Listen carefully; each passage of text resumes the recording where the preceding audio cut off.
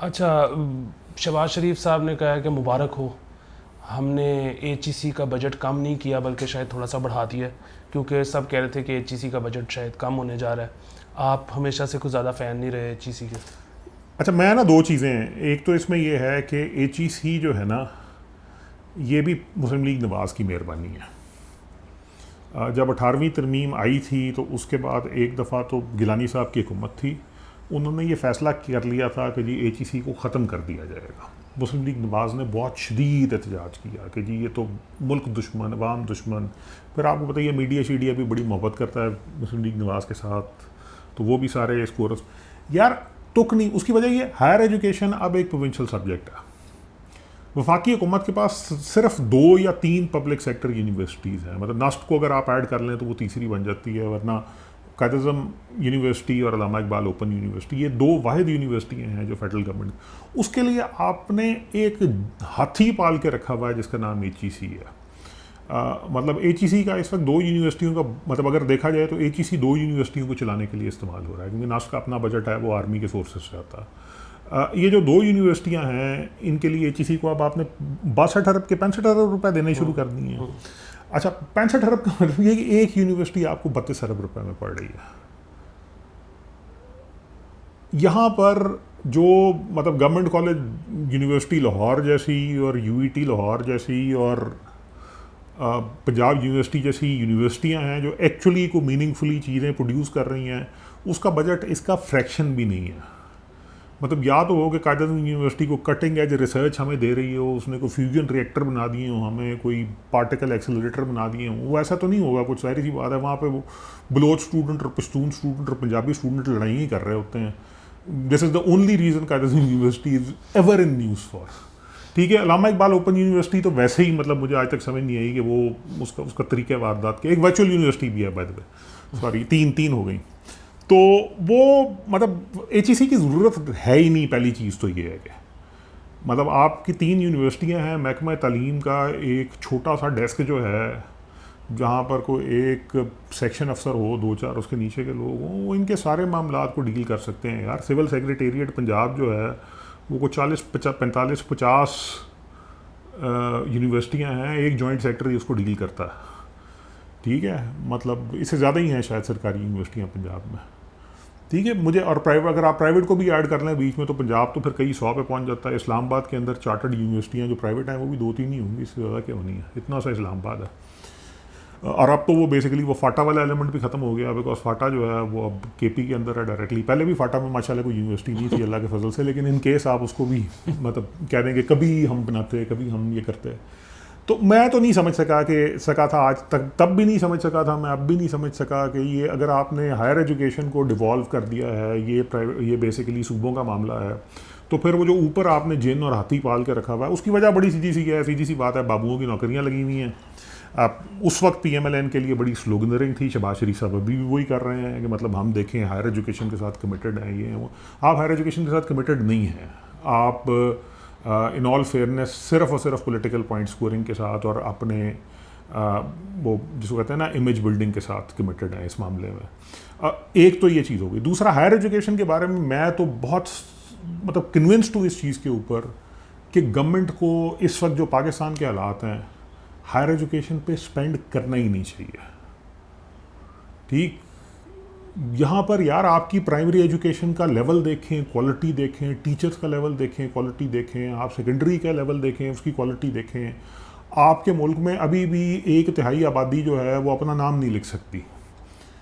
ठीक है, आप उसकी जगह लोगों को मतलब हायर एजुकेशन पे स्पेंड करके करवा रहे हैं। मतलब वो हमारे जैसा मुल्क तो मतलब प्रायोरिटीज़ कहाँ हैं आपकी? डिग्री लेके हो क्या रहा है वो, मतलब एमए इस्लामियात करके गवर्नमेंट कॉलेज से फिर आप कर क्या रहे हैं? पबजी खेल रहे हैं, उसके अलावा तो नहीं कर रहे हैं। मतलब मैं इन ऑल फेयरनेस आप सब हजरात में से जो भी अगर कोई कारोबार वगैरह चलाता है तो यूनिवर्सिटी का डिग्री होल्डर जब आप इंगेज करते हैं तो वो बेसिक आधा सफ़ा ड्राफ्ट नहीं कर सकता किसी डॉक्यूमेंट का। क्यों? मतलब क्या ज़रूरत क्या है? मतलब ये कार्रवाई दिखानी है कि जी हमने इतने एमए बना दिए, इतने बीए बना दिए। ये पैसा जो आप मतलब एक्सेसिवली खर्च कर रहे हैं हायर एजुकेशन पे, इसको आप प्राइमरी एजुकेशन पे खर्च करें, टीचर ट्रेनिंग पे खर्च करें, सेकेंडरी एजुकेशन पे खर्च करें, वोकेशनल ट्रेनिंग पे खर्च करें, ताकि उनको कोई ऐसी चीज़ें सिखा सकें कि वो इवेंचुअली यहाँ पर या बाहर जाके कहीं कुछ करके कुछ कमाने जोगे हों। मतलब देहात में आप फार्मिंग टेक्निक्स की ट्रेनिंग के लिए उनको एंगेज करें, आप फार्मिंग सप्लाई चेन से रिलेटेड ट्रेनिंग के लिए उनको एंगेज करें, पैसा उधर लगाएं। मतलब पैसा आपके पास लिमिटेड है, दिन रात आप चीखते हैं बेगर्स कांट बी चूज़र्स, और उसके बाद आप ये फैसले किसी ज़माने में किसी मतलब मेरा तो ख्याल यही है कि अगर आप लिमिटेड रिसोर्सेज हैं, हाँ गवर्नमेंट एक चीज़ ज़रूर कर सकती है और वो ये कर दे कि जी अगर किसी ने पढ़ना है यूनिवर्सिटी में तो हुकूमत उसको कर्जा दे देगी जो उसने 10 साल में वापस करना है। बहुत से मुल्कों में दुनिया के में होता है ये। हायर एजुकेशन एक प्रिविलेज होना चाहिए, हायर एजुकेशन फंडामेंटल राइट नहीं है। प्राइमरी एजुकेशन फंडामेंटल राइट है, बेसिक एजुकेशन फंडामेंटल राइट है, वो कॉम्प्रोमाइज़ हो रहा है क्योंकि हमारी प्रायोरिटीज़ गलत हैं। अच्छा, इस बजट में फूड सिक्योरिटी के लिए कुछ है? क्योंकि अपोजिशन तो शोर मचा रही है कि नहीं है। नहीं, कुछ ना कुछ मुख्तस किया है, फूड सिक्योरिटी के लिए करना पड़ना था, क्लाइमेट के लिए भी मुख्तस किया है। मेरा अपना ख्याल ये है कि हुकूमत को तकरीबन ज़ेन बना के रखना चाहिए कि उसको कोई 100 अरब रुपए के आसपास वीट की इंपोर्ट के लिए रखने चाहिए हैं। वो नहीं रखे गए, उसका एक मतलब 20% है तकरीबन जो उसके लिए रखा गया है। तो लेकिन ये ज़रूरी है, मतलब अगेन गवर्नमेंट की अपनी एस्टिमेशन ये है कि इनको 20 से 30 मिलियन टन गंदम चाहिए होगी। आई थिंक मैं नंबर आगे पीछे कर रहा हूँ, शायद 2 मिलियन से 3 मिलियन या 20 से 30, बट उसकी कॉस्ट जो बनती थी वो तकरीबन इतनी ही बनती थी। मेरा अपना ख्याल है कि इनको शायद जो दुनिया के हालात आगे जा रहे हैं और जिस तरह के हमारे मुल्क में इस दफ़ा एक एक्सेसिव हीट वेव चल रही है, और अगर ये कंटिन्यू करती है, लिंगर ऑन करती है, तो शायद इस मद में पैसे जो हैं वो बढ़ाने पड़ेंगे। अच्छा, ये अगर हम वो करें, बिल्कुल कूजे में बंद करने की कोशिश करें, ये बजट कैसा है? ये बजट यार, मैं जिस तरह पहले कहा, देखें ना, एक तो ये बैगर पिछले साल जैसा बजट है। पिछले साल भी ऐसा ही बजट था। पिछले साल भी हमने यही कहा था कि बजट कुछ नहीं है, असल चीज़ें बाद में पता चलेंगी। इस साल भी हम यही कह रहे हैं कि बजट कुछ नहीं है, असल चीज़ें बाद में पता चलेंगी। दूसरी चीज़ वही है कि बैगर्स कांट बी चूज़र्स वाला बजट है। मतलब पिछली दफ़ा भी ऐसे ही था, इस दफ़ा भी ऐसे ही है। तो इसमें मुझे नहीं समझ आती कि लोग इतना मतलब अटेंशन क्यों देते हैं। सिवाय जो पेट्रोल की प्राइस जो हमें अंदाज़ा है कि वो बढ़ेगी, उसके अलावा भी आपको लगता है मिनी बजट्स आएंगे या आ सकते हैं? अच्छा, इस साल ना मेरा ख्याल है कि शायद मिनी बजट आने का चांस कम हो। उसकी एक वजह तो ये है कि IMF प्रोग्राम 6 महीने रह गए हैं अब, और अगर ये पेट्रोल की लेवी शेवी और इस तरह की असम्पशंस की बेस पे ये एक्ट कर लेते हैं और इन्होंने को टैक्सेशन वगैरह ऑलरेडी इंक्रीज़ कर दिया है, तो शायद जो डेफिसिट है वो कोई इतना ज़्यादा ना हो 6 महीने के अंदर अंदर के उसके लिए आपको कोई एडिशनल मैयर लेने की ज़रूरत पड़े। हाँ, एक चीज़ ज़रूर हो सकती है और वो ये हो सकती है कि अगर दुनिया में फूड कमोडिटीज़ का या तेल का को बहुत ही ज़्यादा एक्सेप्शनल शॉक लगता है प्राइस का, फिर शायद इनको IMF से कहना पड़े कि जी हम इधर तो कीमतें नहीं बढ़ा सकते एक लेवल से ज़्यादा, लेकिन हमें आपको कहीं ना कहीं और से टैक्स पूरा करके दे सकते हैं। तो हाँ, उसका इम्कान है। अच्छा, बट वैसे मतलब वैसे इस साल ये प्रॉबिलिटी ज़रा कम है। अच्छा, बहुत ज़्यादा शोर मचाया गया है कुछ हलकों में कि सरकारी मुलाजमीन की जो तनख्वाहें बढ़ाई हैं वो शायद नहीं बढ़ानी चाहिए थी। उसकी वजह एक तो मुल्की हालात, दूसरा ये कि ये जो प्राइवेट सेक्टर है यहाँ पर तो बढ़ भी जाती हैं और नहीं भी बढ़ती, वो तो सेठ पे डिपेंड करता है, कंपनी की उस पर डिपेंड करता है कि कितना उसने प्रॉफिट लिया है। तो क्या इससे कोई आपस में जो है वो क्रिएट होने के चांसेस हैं तनाज़ात के, जी वो एक सरकारी मुलाजमीन को ज़्यादा नवाजा जाता है? अच्छा नहीं, एक तो प्राइवेट सेक्टर का तो वेज रेट जो है वो ऑटोमेटिकली इन्फ्लेशन एडजस्टेड है, उसमें लैग आता है, वो मैनेज हो जाएगा। बाकी जहाँ तक है ना सरकारी मुलाजमीन की तनख्वाह बढ़ाना, मेरा ख्याल है कि इस दफ़ा ऐसा नहीं करना चाहिए था, और उसकी वजह ये है कि हालात सख्त हैं। बहुत सी चीज़ें ऐसी हैं जो अभी फ्रैंकली इमरजेंसी हैं, हमें पता ही नहीं है कि वो इमरजेंसी किस तरह मटीरियलाइज होगी। मतलब फूड सिक्योरिटी है, तेल की कीमतें हैं, इस तरह की दूसरी चीज़ें हैं, तो वो थोड़ा सा बफर रखना चाहिए था। दूसरा अगर बढ़ानी भी थी, मतलब एक तो फ्रैंकली ये जो मतलब सरकारी मुलाजमीन की तनख्वाह बढ़ाई है ना, ये मरोड़ सबसे ज़्यादा पीपल्स पार्टी को पड़ता है कि सरकारी मुलाजमीन, एक तो सरकारी मुलाजमीन वैसे ही हमारे यहाँ ओवरसाइज्ड हैं, उनमें से मतलब 40% को वैसे ही निकाल देना चाहिए, गोल्डन शेक हैंड वगैरह दे के, कोई इस तरह के हिसाब किताब करके। एक तो उस तरफ कोई नहीं जा रहा, ठीक है, हमने एक जिन ब्यूरोक्रेसी। दूसरा अगर बिल फर्ज आपने बढ़ानी भी थी, ज़िंदगी मुश्किल हो गई है, इसमें कोई शक नहीं है, ठीक है, तो आप ग्रेड 16 तक 18 तक बढ़ा देते। उससे ऊपर बाबुओं को इस कैटेगरी में डालना, मतलब उस दिन हम वो नंबर किसी ने शेयर किए हुए थे कि कोई 1 करोड़ से ऊपर का पेट्रोल का खर्चा है सिर्फ किसी एक ज़िले के DC और AC के दफ्तरों का। मतलब हम उनका पेट्रोल भी मुफ्त है, उनकी रिहाइशगाहें भी कई कनाल की हैं, उसके मुलाजमीन भी सरकार दे रही है, उनके बिजली के बिल भी मुफ्त हैं। उसके बाद उनको तनख्वाह बढ़ाने की, ऊपर की आमदनी की बात नहीं करते हैं हम अभी फ़िलहाल। तो उसके बाद तनख्वाह बढ़ाना, मतलब फ्रैंकली अगर आपने करना ही था, हाँ मतलब बिल्कुल सही है। मैं मतलब इन हालात में समझ सकता हूँ कि ग्रेड 16 तक के मतलब जो ऑनेस्ट मुलाजमीन हैं उनके लिए 18 तक के शायद ज़िंदगी मुश्किल है, वो आप कर देते। वो सबके साथ ना अक्रॉस द बोर्ड के, फिर वो हुआ ये होगा कि बेसिकली वो हुआ होगा तो फिर वो सेक्रेटरी साहब, जॉइंट सेक्रेटरी साहब, सर फिर ये पूरी समरी कर दें, तो सर ने कहा होगा ठीक है जी। वो आपको पता ब्यूरोक्रेट्स के सामने नहीं बोलती ज़्यादा PMLN, उनको बहुत पसंद करती है ये। तो वो थोड़ा सा पीपल्स पार्टी का मरोड़ था, बाकी फिर PMLN की ब्यूरोक्रेट से मोहब्बत थी, तो ये हो गया है। अच्छा, एक से ज़्यादा घर जिनके हैं, हाँ जी, उन पर टैक्स बढ़ा दिया गया है पहले से। अच्छा, इसमें ये अच्छी बात है या बुरी बात है, ये तो एक सानवी सवाल है। पहला सवाल तो ये है कि वो जो टैक्स बढ़ा है उसके बारे में सुनने में आया है कि वो टैक्स कलेक्ट करेगी फेडरल गवर्नमेंट। तो ये तो चैलेंज नहीं हो जाएगा, क्योंकि फिर वही बात है, ये तो प्रोविंस का शेयर नहीं है। नहीं, ये ऑलरेडी अगर आप देखें ना, तो आपकी रेंटल इनकम पे 5% इनकम टैक्स एग्जिस्ट करता है। फेडरल गवर्नमेंट के पास एक्चुअली इख्तियार है आपकी इनकम को टैक्स करने का, ठीक है। ठीक है। जो प्रॉपर्टी टैक्स आप देते हैं, और प्रॉपर्टी टैक्स भी एक्चुअली सूबाई गवर्नमेंट ले रही है, in reality property tax actually जो है ये लोकल गवर्नमेंट का डोमेन है। मतलब ये ऑलरेडी एक ब्रीच हो रही है इसके अंदर। जो प्रॉपर्टी टैक्स है, प्रॉपर्टी टैक्स बेसिकली है आपके इम्यूनिटीज़ के चार्जेस है। सो मतलब आपने एक प्रॉपर्टी बनाई है, आप सेवरेज यूज़ कर रहे हैं, आप सड़क यूज़ कर रहे हैं, आप और दूसरी फैसिलिटीज़ यूज़ कर रहे हैं, पानी है दूसरी चीज़, तो उसके लिए बेसिकली उनको सफाई का बंदोबस्त है, तो उसके लिए प्रॉपर्टी टैक्स होता है। फेडरल गवर्नमेंट किसी भी इनकम को टैक्स कर सकती है, जो आपकी नेट इनकम है, रेंटल इनकम आपकी नेट इनकम है, उसको टैक्स कर सकती है, ऑलरेडी 5% है। लेकिन ना ये जो किया है ना, ये गले पड़ जाएगा। और गले इसलिए पड़ जाएगा, देखिए मैं आपको बताता हूँ इसमें होगा। एक तो बेसिकली अप्रोच गलत है, ठीक है, मतलब इवेंचुअली मतलब यहाँ भी आना चाहिए, लेकिन जहाँ से शुरुआत करनी चाहिए वो खाली प्लॉट है, ठीक है। इस वक्त मतलब लाहौर में डिफरेंट फेजेस में बड़े बड़े सरमायादारों के सैकड़ों प्लॉट पड़े हुए हैं, और वो पड़े हैं पता नहीं कितने कितने साल से। वो बीच में स्पेकुलेशन करके कुछ थोड़े बहुत पैसे बनाते हैं, उसके बाद फिर दोबारा मामला फेज़ वहीं खड़े हैं, ठीक, डेवलपमेंट हो नहीं रही है। कोई बैरिया भी इसमें है, उसके अलावा बाकी दूसरे भी मतलब छोटी हाउसिंग सोसाइटियाँ भी बेसिकली इसी पैटर्न को फॉलो कर रही हैं।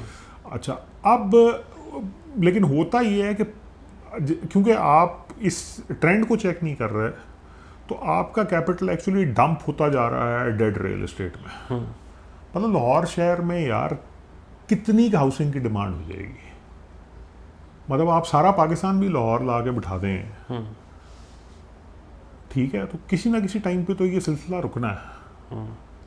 इनफाइनाइट डिमांड तो नहीं है ये, ठीक है। तो आप क्यों इनकरेज कर रहे हैं? मतलब आप अभी चले जाएं, ये फेज़ 7 चले जाएं, फेज़ 9 चले जाएं, इवन फेज़ 8 चले जाएं, ठीक है। कोई 12-12, 15-15 साल से प्लॉटों में पैसे फंसे हुए पड़े हैं, बिल्कुल वहाँ पड़े हैं। ये पैसा वो है जो कहीं ना कहीं किसी प्रोडक्टिव सेक्टर के अंदर एक्चुअली इसको यूज़ किया जा सकता था। यही हाल बैरिया का, यही हाल दूसरी सोसाइटियों का। लाहौर से बाहर चले जाएं तब भी यही हालात हैं। अच्छा, अब वो प्लॉट को हाथ नहीं लगाया। मतलब होना तो ये चाहिए बेसिकली कि जी डेवलपर है, डेवलपर ने अगर हाउसिंग स्कीम लॉन्च की है, उसकी जोनिंग हो गई है, तो अगर 3 साल तक घर की कंस्ट्रक्शन नहीं होती तो डेवलपर पैसे देगा। और अगर डेवलपर ने किसी को प्लॉट बेच दिया है तो उसके पास 1 साल का टाइम है कि घर बनाए, वरना वो खाली प्लॉट पर टैक्स देगा। जब घर बन जाएगा तो इसका मतलब ये है कि अब वो एक प्रोडक्टिव एसेट है, ठीक है, क्योंकि उससे एक रेंटल इनकम भी जनरेट हो रही है, रेंटल इनकम में से सरकार भी 5% ले रहा है, एट्सेट्रा एट्सेट्रा। वो एक पूरा साइकिल चलना शुरू हो जाएगा। और उसमें फिर दूसरी चीज़ ये भी है कि ये चेक ऑटोमेटिकली आ जाएगा कि आपका जो कैपिटल, जो वेल्थ जनरेट हो रही है, वो किसी डेड सेक्टर में नहीं जा रही है। मतलब अब देखें ना, सीधी सी बात है, मेरे पास करोड़ रुपये आ गया कहीं से, करोड़ रुपये आया, मैं घूमता फिरता आपके साथ निकला, हमने जाके कोई DHA के फेज़ 9-10 में 10 मरले का एक प्लॉट उठा लिया। ठीक है जी, जब हमने प्लॉट उठा लिया तो अब हर साल 2 साल के मैं उसको प्लॉट लेके रखा हुआ है, उसको मैं बेच नहीं रहा, सारा मैंने इक्विटी पे किया था, मेरे पे मॉर्गेज का प्रेशर भी नहीं है। ठीक है, अब होगा ये कि 2 साल बाद मैं सिर्फ इस चीज़ पे खुश हो रहा हूँ कि कागज़ में मेरा प्लॉट 1.5 करोड़ का है, प्लॉट वहीं पड़ा है, मैं किसी को बेच भी दूंगा, प्लॉट वहीं पड़ा। ठीक है, अब ये 1.5 करोड़, 1 करोड़, 2 करोड़ जितना भी होगा, ये अब डेड पड़ा है, किसी काम का नहीं है। क्यों? क्योंकि मुझे बड़ा तरीके से पता है कि अच्छा यार, मैं इधर डाल दूंगा ना, 2-3-4 साल में मेरी इन्वेस्टमेंट डबल हो जाएगी, मुझे कुछ और करने की ज़रूरत ही नहीं है। वो जो खरीद रहा है वो अगला आ जाएगा, उस जो खरीद रहा है उससे अगला आ जाएगा। फिर ये प्लॉट का इशू ये भी है कि ये हमने एक तरह से टूल रखा हुआ है कि ओवरसीज़ पाकिस्तानी जो हैं, वो जो रेमिटेंस भेजते हैं, उसमें एक बहुत बड़ा इंसेंटिव ये है कि पाकिस्तान से प्लॉट ले लिए। ठीक है, तो वो हमारी रेमिटेंस, हमारा ख्याल है कि उस पर भी फ़र्क पड़ जाएगा। लेकिन एक्चुअली हो ये रहा है कि सारे का सारा पैसा आपकी एग्रीकल्चरल इकॉनमी का, आपके दूसरे जहाँ पर भी सेविंग आ रही है, वो एक ऐसी चीज़ में जाता जा रहा है जिसकी डिमांड फाइनाइट है और अजम्पशन ये है कि वो इनफाइनाइट है, और वो डेड है, कई साल से डेड है। मतलब बेशुमार लोगों को आप भी जानते होंगे, मैं भी जानते होंगे, जिन्होंने 12-12, 15-15 साल से खाली प्लॉट लेके रखा हुआ है और उस पर उन्होंने कुछ नहीं किया। मतलब अगर आपने फार्म में इन्वेस्ट किया है तो और कुछ नहीं, आप साल में 2 फसलें उठा रहे हैं, कोई पैसे घर लेके जा रहे हैं। आपने कोई वेयर हाउस खरीद के वहाँ इंडस्ट्री लगाई है, या कोई चलती मतलब बनी बनाई बिल्डिंग खरीदी है, उससे आपको कोई रेंटल इनकम आ रही है, कोई आप वहाँ पे कुछ प्रोड्यूस कर रहे हैं, उससे आप कुछ कमा रहे हैं, खाली प्लॉट। सो बेसिकली पहली चीज़ तो ये है कि ये हिम्मत कोई नहीं कर पा रहा कि जी हम जो बेसिकली वो जिसको कहते हैं ना आइडल इन्वेस्टमेंट है, उसको टैक्स करें, और उसको टैक्स करने के बाद हम वहाँ से ये करें कि अगले स्टेप में लोगों को इनकरेज करें कि वो पैसे उधर ना डालें, उसकी जगह कोई प्रोडक्टिव एवेन्यूज ढूंढें इन्वेस्टमेंट के। अच्छा, अब उसकी ये वो क्यों नहीं करना चाह रहे, फिर उसके बाद दूसरा फिर उसका हल यही था कि जी आप घरों के ऊपर आएँ। मतलब मुनासिब बात है, सही बात है, जो शख्स के पास मतलब 2.5 करोड़ रुपए की एक्सेस प्रॉपर्टी एग्जिस्ट करती है, बिल्कुल उसको टैक्स, लेकिन आपने ऑलरेडी एक रेंटल इनकम लगाई हुई है। इसका मतलब ये कि आप ये बेसिकली तस्लीम कर रहे हैं कि FBR अपनी टैक्स कलेक्शन में नाकाम है, तो फिर FBR का साइज़ तो अदा करें पहले। कि अगर टैक्स इसी तरह लेना है कि बस ठीक है, प्लाट है इन्हों नोटिस दे दो बस, ऐसा घर है इन्हों नोटिस दे दो बस, क्योंकि रेंटल जो एग्रीमेंट बनता है उसमें कम रेंट लिखवाया जाता है, बाकी कैश लिया जाता है। सो व्हाट, मतलब गवर्नमेंट जिस तरह वो DC रेट या FBR रेट भी तो आ गए हैं ना, लेकिन इनडायरेक्टली अगर आप पैसे ले रहे हैं उसका फ़ायदा क्या है? ठीक है, मतलब उसको, इसका मतलब ये कि फिर आपको ज़रूरत ही नहीं है इतनी बड़ी टैक्स मशीनरी की। और हर साल FBR कैडर में सिविल सर्विस CS6 के एग्ज़ाम करके जो लोग जाते हैं, लेना बंद करें यार इनको। फिर मतलब ऐसे ही इनको पैसे भी देते हैं, जीपे भी देते हैं, दफ्तर भी देते हैं, AC भी चलाते हैं, घर भी देते हैं, मतलब कहीं तो खर्चे, मतलब कोई तो मतलब ट्रेड ऑफ करें ना हमारे साथ। ठीक है, तो एक तो चीज़ ये है। दूसरा ये कि इस पर मैं बता देता हूँ कि ये चलेगा क्यों नहीं। ये चलेगा इसलिए नहीं क्योंकि सबसे पहले तो ये होगा कि जिन लोगों के पास प्रॉपर्टी है वो करेंगे ये कि एक से ज़्यादा घर हैं, उनके को बच्चे होंगे, बीवी होगी, एट्सेट्रा एट्सेट्रा। अगर तो लिमिटेड है तो गिफ्ट करना शुरू कर देंगे। ठीक है, अगर लिमिटेड है गिफ्ट करना शुरू कर देंगे, फ़र्ज़ किया सरकार उसके ऊपर भी पंगा लेना शुरू कर देती है। या ये होता है कि है ही कोई नहीं, किसी का अकेला आदमी है, 6 घर लेके बैठा हुआ, वो क्या करेगा? जब आप उसको, सीधी सी बात है, वो क्या करेगा जब आप उसको साल का कहेंगे कि जी अब आपने कितना टैक्स देना है, कि 2.5 करोड़ की आपकी प्रॉपर्टी है, 20%, 5 लाख रुपए आपने टैक्स देना है इसके ऊपर। ठीक है जी, 5 की है तो 10 लाख देना है। वो कहेगा यार बेचो इनू। ठीक है, जब वो बेचो इनू कहेगा तो क्या होगा? बेचो इनू कहेगा तो होगा ये कि मार्केट में घर जाएंगे। ठीक है, अब वो घर बिकेंगे नहीं, उसको टेंशन ये होगी कि मेरी जेब से तो 10-10 लाख जा रहा है, वो प्राइस तोड़ना शुरू कर देगा। ठीक है, ये एक डाउनवर्ड स्पाइरल आना शुरू होगा। जब ये डाउनवर्ड स्पाइरल आना शुरू होगा तो आपको पता है होगा क्या? होगा ये कि आपका पूरा बैंकिंग सेक्टर कॉम्प्रोमाइज़ होना शुरू हो जाएगा। बिकॉज आधे से ज़्यादा बैंक लोन जो आपके बिजनेस और इंडस्ट्रियल सेक्टर के हैं, वो घरों को एज कलेक्ट्रल रख के या प्लॉटों को एज कलेक्ट्रल रख के बने हुए हैं।